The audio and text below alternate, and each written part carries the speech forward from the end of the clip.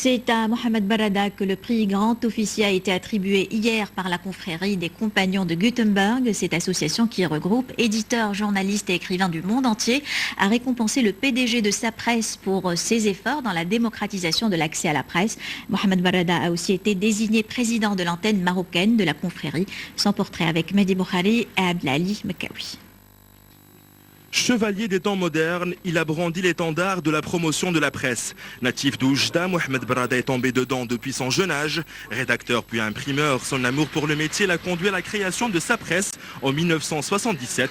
Une aventure périlleuse, celle de la distribution des journaux, mais qui a permis de démocratiser la lecture. À 68 ans, bon oeil, bon pied, il continue son combat pour le développement des médias. Mohamed Barada, donc directeur général de sa presse, a contribué d'une manière décisive à l'évolution de ce secteur.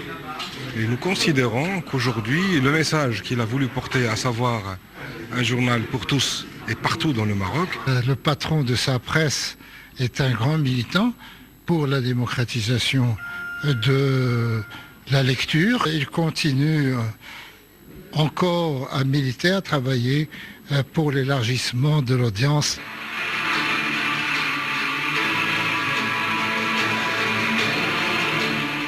Ce cordon de grand officier de l'ordre des chevaliers de Gutenberg est une autre distinction de son parcours, une reconnaissance qui émane d'une association mondiale de promotion de la presse.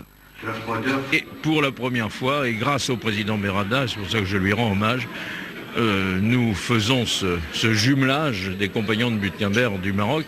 Et je suis convaincu qu'à partir d'ici, on va pouvoir continuer d'essaimer. Et ça va être son travail. Mais je crois que Barada a quelques antécédents historiques parce qu'il est tombé dedans lorsqu'il était tout jeune et il continue de faire son travail avec beaucoup de panache. Un journal pour chaque citoyen, un blason défendu depuis 30 ans par Mohamed Barada. Mais cette formule est-elle devenue une réalité ou demeure-t-elle encore une utopie? Une chose est sûre, avec cette consécration, c'est une nouvelle page qui se tourne pour cet homme des médias. Et avec nous sur ce plateau, Mohamed Barada, PDG de sa presse et le lauréat du prix Grand Officier des Compagnons de Gutenberg. Monsieur Barada, bonsoir. Alors tout d'abord, quel est votre sentiment après cette consécration? Bonsoir et merci. Permettez-moi d'abord de vous dire que je n'ai pas été seul. Il y avait M. Ajana qui a eu ce grade d'officier supérieur avec moi. Il y a eu 6 nouveaux impétrants qui ont été adoués pour être chevaliers de l'ordre des Gutenberg. Et M. le ministre qui a reçu le titre de honoris causa de cette honorable association. Je suis très content, fier, parce que c'est à travers moi, pour tout mon pays, pour particulièrement tous ceux qui travaillent dans les domaines de la presse, journalistes, imprimeurs, papetiers, tous ces gens-là, ils ont été récompensés, reconnus, et puis tous les efforts que fait le Maroc pour que la presse soit à un niveau meilleur que celui dans lequel elle se trouve actuellement. On l'a vu dans le sujet, vous avez été aussi désigné président de la confrérie des Compagnons de Gutenberg. Qui sont les Compagnons de Gutenberg?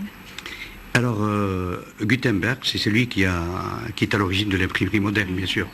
Et les Compagnons de Gutenberg ont pour ambition d'œuvrer pour la promotion de l'écrit, tout ce qui est écrit. Alors, se trouve dans cet espace convivial et professionnel tous ceux dont le métier a un rapport quelconque avec ce métier de la lecture, de la culture aussi. Donc on y trouve des journalistes, on y trouve des imprimeurs, on trouve des écrivains, on trouve des techniciens dans le domaine de l'imprimerie, on trouve tous ces gens-là qui se réunissent dans cet espace, comme je vous disais, pour promouvoir l'écrit, pour que l'écrit persiste, surtout à un moment où l'écrit connaît une concurrence de l'écran, concurrence des moyens de technologie moderne en matière de communication. L'écrit, pour nous, doit persister, persistera, grâce à l'effort de certaines associations mondiales, dont les Gutenberg.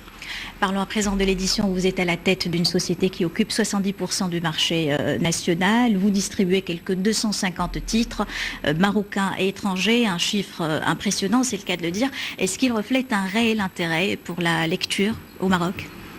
Écoutez, à mon avis, il reflète d'abord la liberté d'éditer un journal. Chez nous, c'est une exception presque mondiale. N'importe qui peut sortir un journal, on n'a besoin de rien, pas d'autorisation.